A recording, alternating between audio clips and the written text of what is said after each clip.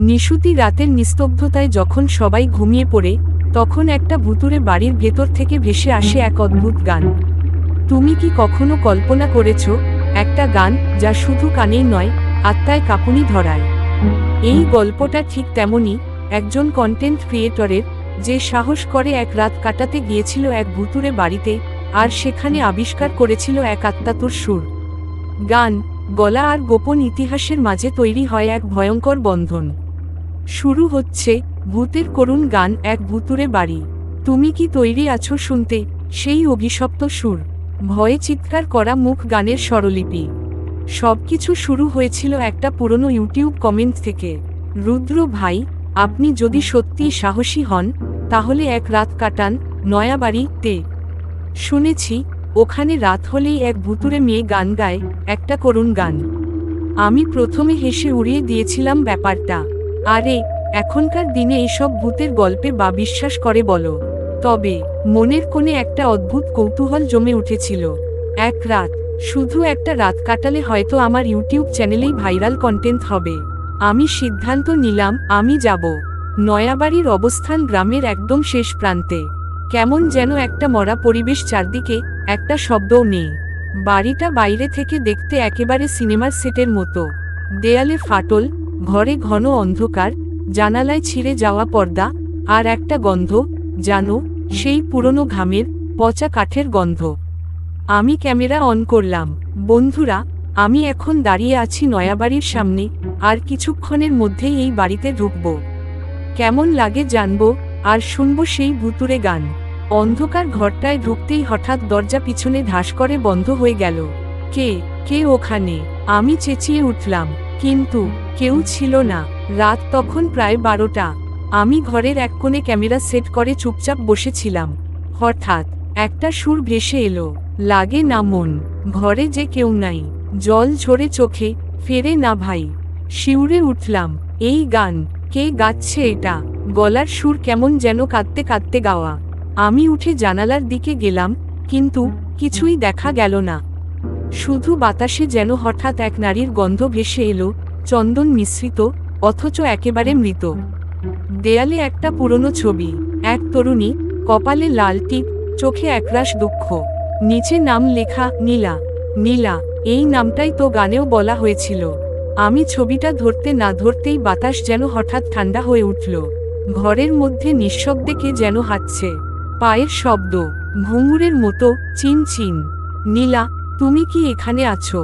আমি ধীরে ধীরে প্রশ্ন করলাম।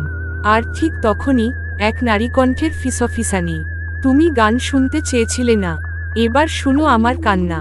ঘরের ভেতরে হঠাৎ নিঃশব্দে জ্বলে উঠল একটা মোমবাতি। আমি জ্বালাইনি। সে আলোয় স্পষ্ট দেখা গেল, ঘরের ঠিক মাঝখানে দাঁড়িয়ে আছে এক মেয়ে। সে একদৃষ্টিতে আমার দিকে তাকিয়ে আছে, চোখে জল, চুল ভেজা, মুখে ফর্সা একটা আলো, কিন্তু সেই মুখের কষ্ট বলতে পারবো না, বুক ফেটে যায় যেন। আমি গলা শুকনো করে জিজ্ঞেস করলাম, তুমি তুমি কি নীলা? সে কাঁপা কাঁপা গলায় বলল, হ্যাঁ, আমি সেই নীলা, যার গান কেউ শুনতে চায়নি। এখন সবাই শোনে, কিন্তু ততদিনে আমি মরে গেছি। আমার পা ঠান্ডা হয়ে গেল। কিন্তু তুমি কেন গান গাও এখনো? এত করুণ সুর, কেন এত কষ্ট? সে মৃদু হেসে বলল, কারণ এটা শুধু গান না, এটা আমার সাপ। নীলার গলা কাঁপছিল, কিন্তু সে বলছিল, আমি একদিন গান গাইতাম এই বাড়িতে। আমার বাবা ছিলেন জমিদার, গান পছন্দ করতেন না। তিনি বলতেন, ভদ্রঘরের মেয়েরা গায় না। কিন্তু আমি গাইতাম চুপি চুপি। একদিন এক উৎসবে আমি গেয়েছিলাম, সবাই তালি দিয়েছিল, আর সেই রাতেই বাবা আমার গলা কেটে দিয়েছিল। আমি চিৎকার করে উঠলাম, কি বলছো তুমি? তোমার তোমার বাবা তোমায় খুন করেছিল? হ্যাঁ। তার চোখে জলের ধারা, আমার গলা দিয়ে রক্ত পড়ছিল, আর আমার গান থেমে গিয়েছিল চিরদিনের জন্য। তবে আমার আত্মা সেই গান থামাতে পারেনি। আমি গাই, এখনো গাই।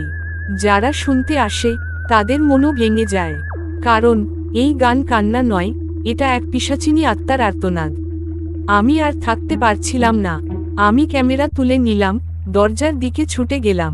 কিন্তু দরজা বন্ধ, একদম শক্ত করে আটকে গেছে। হঠাৎ করেই দেয়াল জুড়ে লেখা শুরু হলো, তুমি গান চেয়েছিলে, এখন আমায় সঙ্গ দাও। ঘরটা যেন ঘুরতে লাগলো। ছাদ থেকে নেমে এলো এক ছায়া, ছায়ার ভেতরে সেই কাঁদতে থাকা মুখ। আর গান, ফিরে চাও না কেউ, হারায় যায় সব স্বপ্ন। আমি মাথা ধরে বসে পড়লাম। না, না, আমি শুধু একটা ভিডিও করতে এসেছিলাম। আমি কাউকে কষ্ট দিতে আসিনি। কিন্তু সেই গলা, তুমি এসেছো, এখন ফিরে যাওয়া মানা। হঠাৎই আমার মনে পড়ল, ছবির নিচে একটা পুরনো চিঠি দেখা গিয়েছিল। আমি দৌড়ে আবার সেই দেয়ালের কাছে গেলাম। কাঠের ফ্রেম সরিয়ে পেছনে একটা সাদা কাগজ পেলাম। চিঠিটায় লেখা ছিল, এর থেকে বড় যদি কেউ এই গান শুনে কাঁদে, যদি তার চোখে সত্যিকারের দুঃখের জল নামে, তাহলেই নীলার আত্মা মুক্তি পাবে। আমার চোখ ভিজে যাচ্ছিল, কারণ আমি বুঝে গিয়েছিলাম এই মেয়েটা শুধু একটা ভূত না।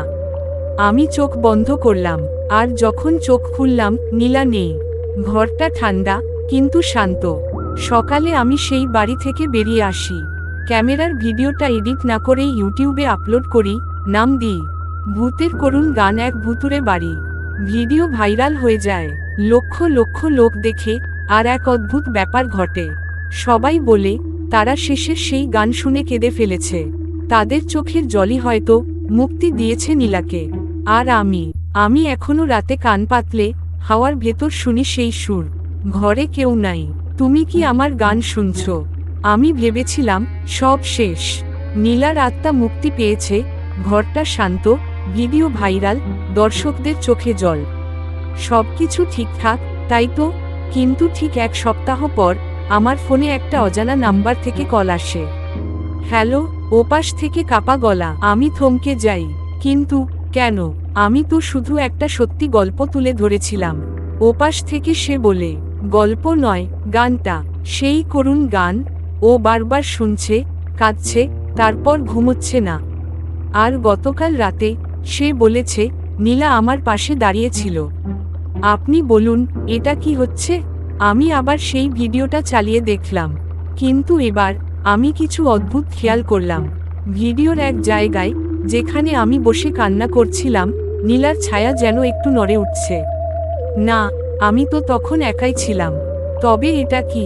আমি কমেন্টে নজর দিলাম, কেউ লিখেছে, আমি গানটা বারবার শুনছি, মনে হচ্ছে কেউ আমার ঘরের কোনায় দাঁড়িয়ে আছে। আরেকজন লিখেছে, আমার ঘুমে সেই গান বাজে, আর জানালার পাশে সাদা একটা ছায়া ঘোরে। তবে সবচেয়ে ভয়ঙ্কর কমেন্টটা ছিল, গানটা শোনা থামাও, নয়তো তুমি ওর জায়গায় থাকবে। এটা বুঝতে আর বাকি রইল না, নীলা মুক্তি পায়নি, সে এখন ডিজিটাল অভিশাপের রূপ নিয়েছে।